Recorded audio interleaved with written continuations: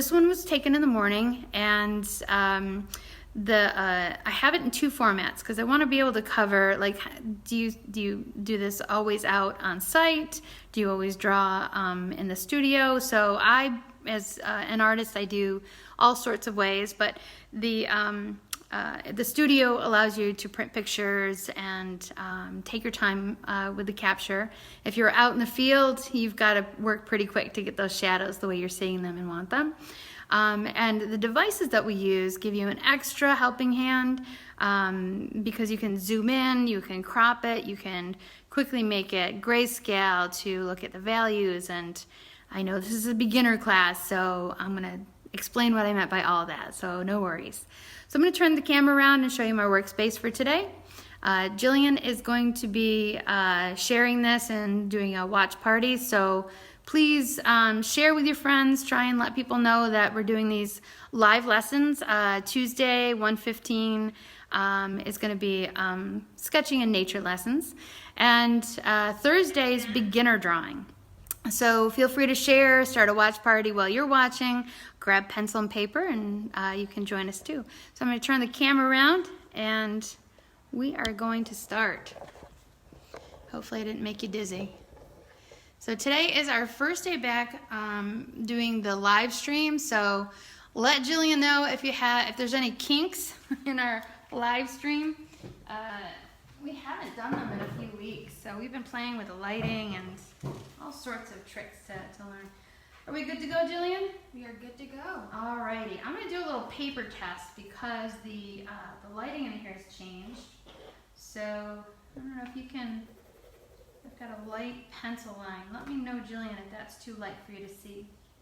That is too light. Too light. So let me test it again. Just testing the values. All right, I did another one on top of that. Waiting for that to come through, a little delayed. Yeah, That's much better. Yep. Better? Yep. All right, so I have a value that I know that you'll be able to see on camera. So this is the lesson that I put out in our email. If you didn't receive it, you're probably not on our email list. Can you see the screen here, Jillian? Mm-hmm. Good. So if you want to be on our email list, you can just leave a message on our video today, and we can make sure that you receive these lessons.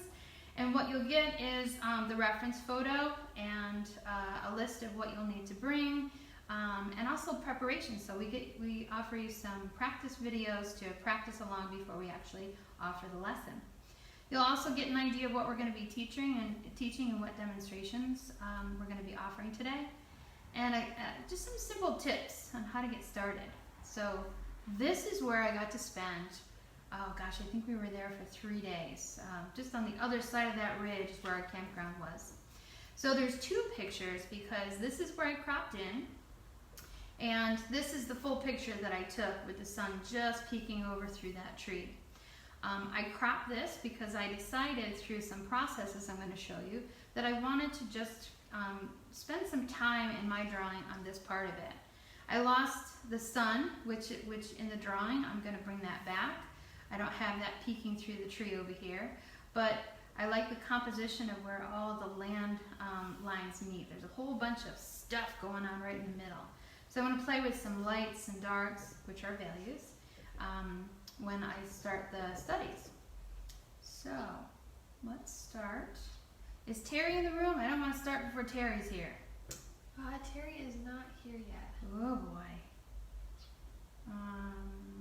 Maybe we can talk a little bit more about what materials you might want. So if you're drawing along with us, I'll tell you what I'm using here today.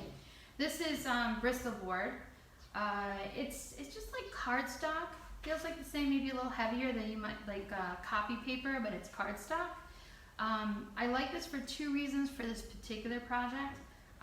Because I'm going to be working on it for a while. It's a little stiff, but it's also very smooth, so I don't have to work against the texture. Sometimes I want texture in my drawing paper, and sometimes I don't. There's a lot of detail in here eventually, and there's some very fine line work when I get up into here. So because of that, I wanted a smooth paper. So I'm using, you can use sketch paper or drawing paper. That's going to be almost as smooth. It'll have a little bit of coarseness to it. Soft graphite pencils. So today I've got a 2B and a 6B, and just for measure's sake, I threw in your standard yellow pencil with the pink eraser. I got it before I start because I like to have everything ready to go. And we use a vanish eraser.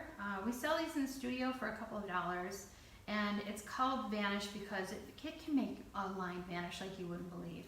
And a lot of erasers will smear or they won't quite pick up all of it. And this eraser actually picks up pencil lines under watercolor, and it doesn't really touch the watercolor all that much. So we've really enjoyed this, and we sell them for like $2 here. If you're not familiar with pencils and why there are these letters on the ends of the pencil, this is number 2 pencil. Is generally speaking, it's an HB, which is in between a B and an H. H meaning hard, B meaning blackened. So the B pencil is softer graphite, so you can smear it more, you can blend it more, so it's softer, so more graphite comes off when you're using it. So I'm using a 2B and a 6B primarily. I'm probably going to start with a 2B for the main sketches. And that's about it. Now I did want to talk a little bit about a viewfinder. We're not in the field, so the viewfinder would, in this circumstance, would be your device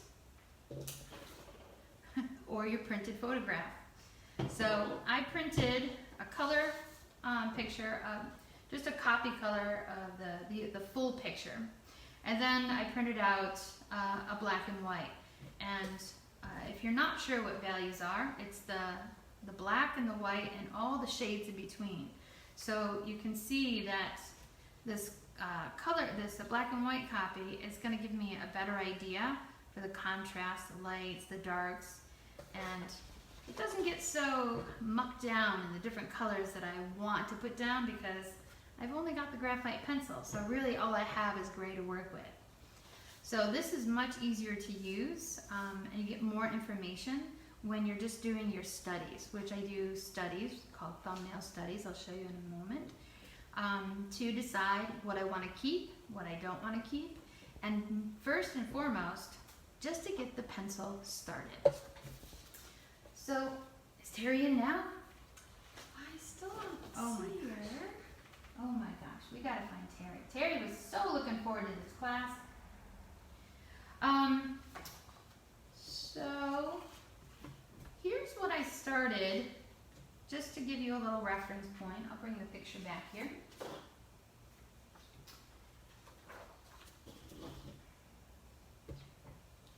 Just so you can see the picture. I'm putting this over the other words because we're not there yet, so no peeking. So I started with just a drawing of everything that I see here. I cropped it in from the full picture. I left a lot of this out over in here. Even though it's beautiful, I wanted to focus where all of these different landlines come together. So all of this is cropped out, and some of this is cropped out. And this is the photo that I'm working with. If you were sent the link to the Google Doc that has this, right underneath is at the bottom is the full page, so you can kind of do a comparison. So by everything, I put every little detail in my first thumbnail sketch. So it's not a very detailed drawing, which is why we call it a sketch. There's the difference between the sky, the background, the middle ground, and the foreground is just implied with line. I don't have values in there. I don't have any shading or detail. I'm just placing the line to see where they intersect, if I find it interesting, if it's off-centered too much. Just basically, how does it feel? Is it something that I want to spend some time on? And that's really all the question is right now. If you're out in nature and you're looking at this beautiful view, I'll scroll down to the full picture. Oh my gosh, look at all that stuff. how do you know you want to spend that much time on a picture with all of that work? It's a lot of work to get all this little detail. You do thumbnail studies, and that's what these are. So the first one I did, I put everything in it. Every little tree, a little grass line, every little line. And then I decided to try one close up. So I zoomed in and I focused mainly on this center tree right there. I still wanted sky, and I wanted enough skyline so I could play a little bit with color in case I take this into a painting. And this rock became a little less important to get the whole thing. I did want that little ridge right there. So that kept this shrub and this line right here, some of the most important parts of my painting. So that one felt pretty okay. I like this little diagonal because I tend to lean towards diagonals in my paintings. Now what I did in this one is I got creative. So I used artistic license. I'm going to call that moving parts. So what you're seeing in this one, I just took my favorite parts, I picked them up and I plopped them down where I wanted them. So the rock is in there in a different way, the shrubs are in there, and the land line, which the shrubs are on. So I picked that up and I just kind of went plop right down there. Now it's not going to look like the picture that I'm looking at, but it will have certain mementos of that picture that made me go to myself, this is gorgeous, I want to paint this. So I fit all of that in one painting, and that's what we call artistic license. It's not quite a beginner technique, but I get asked a lot, especially when people are starting to come into the studio, wondering if they can get to that feeling of really painting what they want to paint, even as a beginner. And so I just have them put in the parts that they want to see, and then we work on composition. These two are more focused on good composition. This is focused on what is it that is the feel-good part of what I want to draw. So those are thumbnails. So we do studies. And what will happen is when I'm out in the field and I'm just looking at this gorgeous scene, I'll sit there and I will do at least 3 to 5 thumbnail studies, just like this. Each one will take less than, I'd say less than a minute to a minute and a half. And I'll get a feel for each one of them, each one a little bit different than the last one. Sometimes I'll redo this same thumbnail over, just as a way of physically observing what I'm looking at. And by the end of the 3rd to 5th one, I'll know if I'm moving on, because that's just not, it was something I initially thought I wanted to draw, but once I spent a few minutes just focusing on the thumbnails, I knew that there was something that felt good, but not necessarily something I want to spend some time on in the studio. So once I pick one that I really like, which for me it was let's see, I do this one. Yeah, this was the original one. So I ended up with this one. I changed it just slightly, so it's a little mix of both keeping everything that I'm seeing, but moving parts, because I wanted to bring these hills, these mountains in the background just a little forward. So I ended up with this one. So after I do this part and I'm processing, I definitely want to spend some time. I land on the study that I still think, it's still not a sense of knowing, but I still think that I want to spend some time on. Then I play around with the values. So that's the part where I stopped the pre-demonstration, and I'll show you a little bit about values. Again, I'm back to 2B and a 6B. I've just got 2 pencils, and you can actually get a wide range of the B pencils. And I've got a selection of values here. You might not be able to see, Jillian, can you see like the 6 and the 7 value? No, Yeah, not so. Can you see the line drawing in here? Yes. Good, I'm so glad. But there's values from here, there's 8 values that I have. And the 8th one would be like where the sun is hitting the you can see the different in the values. So where that sun is hitting like the shadow background, you would plop in an 8 value, and then here might be somewhere in between a 3 and a 4, and maybe even a 2 value to show how light that value is and pop that forward. This would be the section that you'd start adding the value. And again, reminder, I still haven't decided if I want to do this painting. This is kind of the arena that I'm in because technically these are my colors. So after this is done, the next step would be deciding my color palette, and then the colors each have a value as well. So I might have 3 or 4 colors, maybe 5 or 6 colors that are in this value range, and then another selection of colors that are in this value range. So this is a step before I even start thinking about color. How much work is it going to take to mix all those values? Actually, that's my favorite part. Color mixing is my jam. All right, so we're going to go with this one. Here's my my view, and I'm going to stick with a 2B pencil right now, and just stop talking and draw.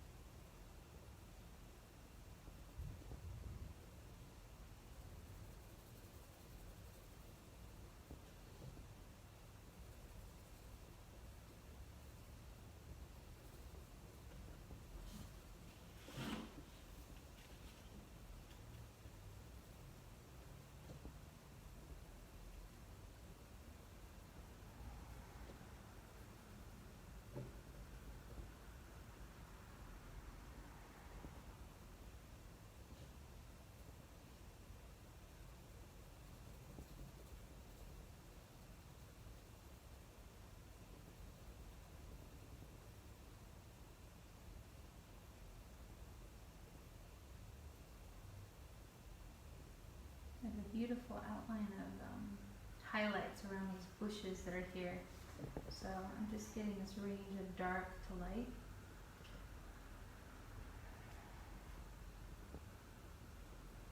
And I'm going to use a negative space to push one back, pull one forward.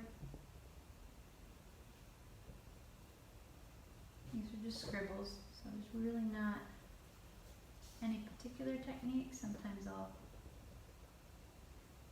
move my pencil back and forth, so I'm using it to the side or using the tip depending on the stroke I'm looking for.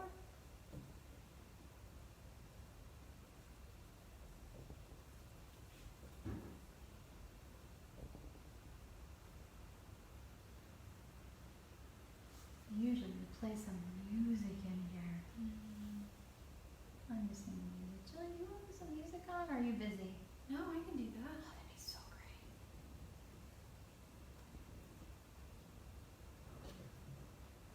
Oh, I did that opposite. Let's do that. Negative space. And don't forget, if you guys have any questions, feel free to ask.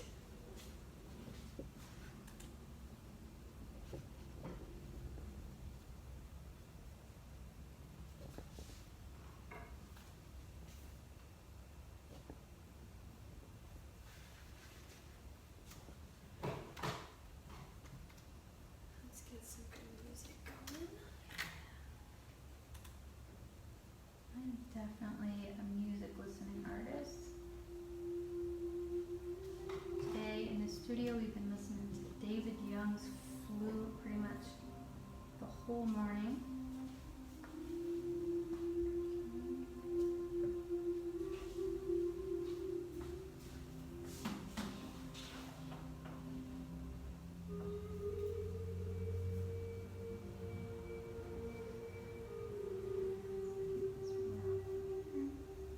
Yeah, sometimes I talk to myself.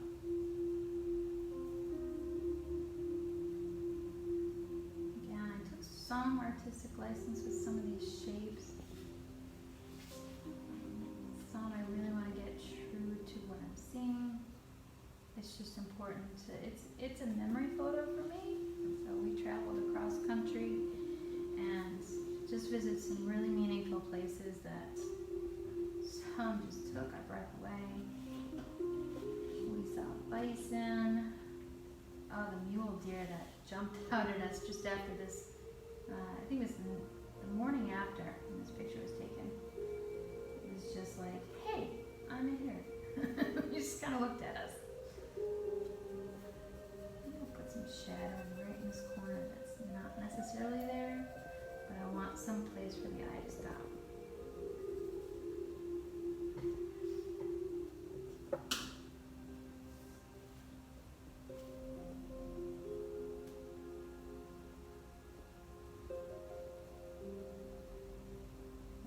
About just getting the lights and darks that are going to help express the lay of the land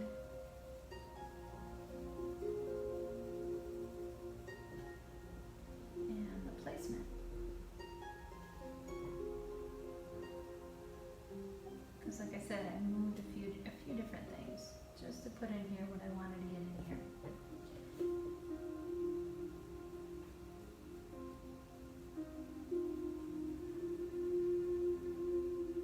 This is what I call planes. So there's different planes, and it's probably not something I invented, but so this is the foreground.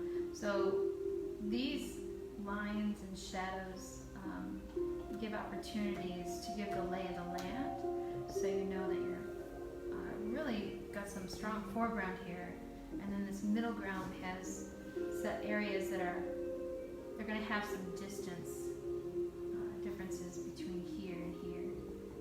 And we don't really have a pathway that goes back, so you're not using that kind of perspective. You're just using what I call planes. They're not really lines, they're just where the sun kind of comes in.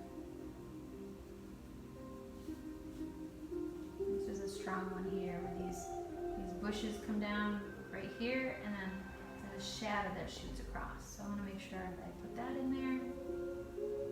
But then there's some sunlight that comes in, so I don't want to take that away. So there's another opportunity to put another plane in there.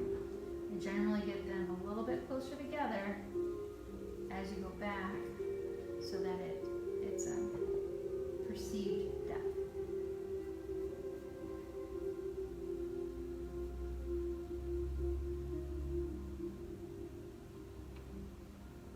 Now I brought this down a little bit, so these mountains are kind of tucked away as if I was viewing it a little bit lower. I didn't want this land right here, and that's actually kind of across the street from where we were, and I wanted it to kind of come together as one landscape. Doesn't really change it, I just changed the viewpoint. And there were all these like dark little, I don't know if they were shrubs, we didn't go that far over.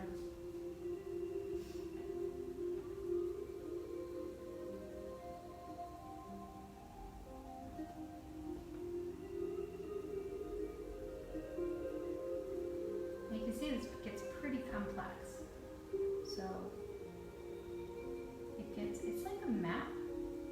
So it doesn't really need to look like something that you would even recognize. Right now I'm just deciding what I want to keep and what I want to emphasize.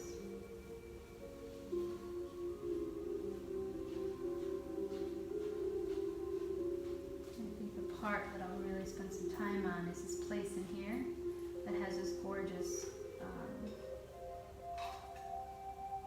the sun hitting the grass along that way. I like the idea of contrasting this burnt sienna and a yellow ochre in here, Naples yellow, with some purples to really get that sense of cool and heat. So what I'm thinking when I'm putting all these different values in is the colors that I'm going to be adding later. So to me, this is very exciting. And it's really just some simple values and a map to where I'm going to be placing the colors. I'm not going to get too detailed in here. I'm just going to kind of put some lines and value in here so you can see that there's some pattern and some values in between some of these. Correct that a little bit.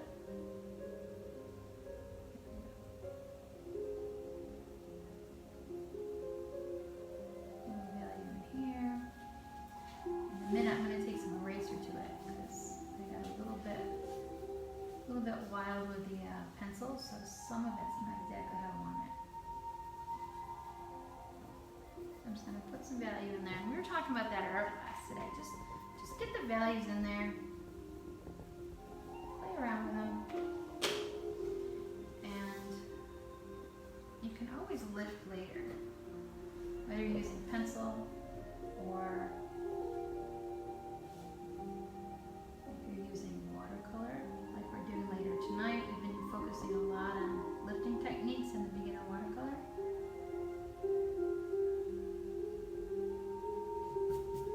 I want that lighter so that stays back a little bit. The values you can see in the black and white. This is much lighter, middle values, and then you've got this wide range. I'm going to simplify this and just have this light to dark and not worry about patterns. That's going to be done later. But I did want to lighten that so that I don't end up making this too dark.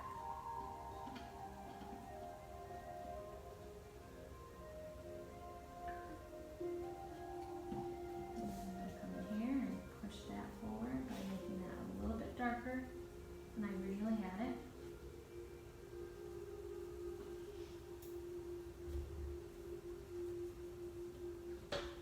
And a little artistic license.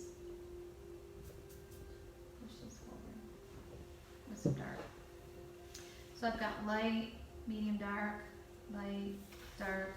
I've got this kind of edgy back and forth.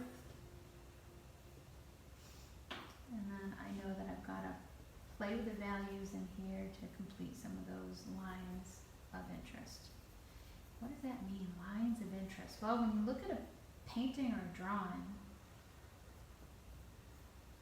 you follow that line that the artist or the photographer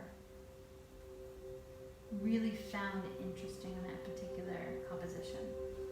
So this one happens to be like this. So the eye goes back, and really it's cool. Like these mountains are the coolest part of this picture, even though what's drawing you in is the shadow and the light play in the middle ground. But really, it's these mountains. That mountain range is just, it's magnificent. I call them the grandmothers because it just, when the light came down just right, all of these hill areas look like grandmother faces. Just like this endless row of grandmothers. It was really incredible. So for me, that's part of the memory, and I want to make sure that that's featured, but it should be something looked for. So this is really the focus in here, and that's kind of the dessert, even though all the details in here. So I'd be really careful in my drawing. This is what I'm discovering as I'm doing all these thumbnails, is that the values that I put down and the detail that I'm planning is going to be the most important part of, moving forward into a painting with this piece. So what I've discovered is I do in fact really want to spend some time on this. This is not something that I'm looking at going, oh my gosh, this is way too hard. Initially, yes. It's just too much work. Overwhelming, not sure if I want to do it. But when I started doing this and really seeing some of the magic elements in here and saying to myself, I get permission to move things around, replant a tree, lighten that up, darken that up, and focus on what inspired you in that moment. Was it that little tiny white flag? I don't think so. it's this light coming down because it was morning, and it was a beautiful morning that morning. It was magical. I shared a beautiful moment with my son. We climbed a mountain, and it's just this is when we came off the mountain, and everything just kind of looked different. And in the painting that I'm creating, I want to reflect that feeling of majestic mountains, the sun coming in, and that feeling of connection with my son. So that's how we get started. So we talked a little bit about doing a few different studies. 1, 2, 3 was good enough for me today. Generally, I'm kind of a thumbnail kind of person, so I will usually recommend to my students, because I do so myself, doing 3 to 5, normally 4 to 5 are my comfort range, on something that I want to spend some time on, or I think I want to spend some time in. And just getting to know your values, getting to know your pencils, and what paper do you choose? Well, there's a lot of detail in this, so I went with the smooth paper. So we also talked about what will make a good subject. A good subject is something you're passionate about, something that evokes a feeling in you. That's definitely a good subject to spend some time on, because that's going to be your momentum to actually continue. So how did I land on this particular, this is just a little review in case you weren't here, this particular view, because this is the whole view, but this is in fact the view that I landed on. And I didn't feel the need to keep this based on the important part that I wanted to have be the focus, or the story that I wanted to share in the end. So that inspired me to zoom in and decide how much of this rock really was necessary to keep in the picture. And the different ways to study in the studio: printed reference photos, preferably ones you take yourself, or copyright-free websites also have some great opportunities for you to do studies if you don't have pictures that ignite your inspiration. But print them out. You can do things like grid them, which means center line, vertical and horizontal, and then you can continue to add lines that are measured out. And you can plot that onto your drawing later, but it'll also help you kind of designate areas that you'd like to keep in your studies. Using a black and white photo is going to help you break down into pencil drawing when you're doing your studies. So one thing that I like to show is, I don't know if I can do this on this phone, but if you have ever edited a photo on your device, and you've made it either grayscale or black and white, it'll do the same thing, and then you can zoom in, zoom out, and still have that value scale to use. So, have we covered everything on our list? How are we doing for time, Jillian? We're doing good. We're at 35 minutes. Excellent. All right, I think I've covered everything that I wanted to get started. So what would this be? Like, where's the drawing in this? So this is all the planning stage. I call this physically observing your subject matter. No matter if you're drawing an animal, a still life, a figure, it's good to get that flow. It's good to get that first line down and get a sense of what you are trying to get on paper, of what you're trying to express, and why it's important to you to spend time on this. The next thing I would do after this, if I'm feeling it, is, again, I would plan the color palette according to the values, and I would actually put the colors right on this paper right next to it, and there might be a lot of colors down here with these darker values, and then some up here that would match the lighter values. The next thing I would do is go right to another paper and actually take it another step further into a drawing. Now, it's not real heavy on the detail, some kind of are, but for the most part, it's contour line drawing, it's heavyweight lines. It's really getting a sense of plotting out and mapping out in a drawing a little bit more. You're going to actually see the subject matter. And from there, I'll take the drawing right onto canvas or paper for my final painting. Whether it's pastel, watercolor, oils, or acrylics, that's pretty much my process. And deciding if I want to spend some real time, I might spend a few weeks on this piece and just kind of let it nurture me and itself over, maybe work a couple hours a day or a full day once in a while. And a process like this will really not only get me excited about the project, prepared, and make some preliminary decisions, and set me up for value and color, but I'm ready to dive in, and it's easier for me to stop and start on a piece if I'm this prepared. So this is more for a long-term piece. If you're just looking to have a little fun and explore art in nature, or just do some sketching in nature, this might be all you have in your sketchbook. But it's a great place to start, because these are the steps you take to start taking pieces from your sketchbook and from out in nature, just little studies, into the studio, where you can spend some time and really learn to express why that particular setting inspired you to spend your days there. Because the most important thing we have to spend in this lifetime is our time. So I like to make sure if I'm going to spend time on a painting, I really love it.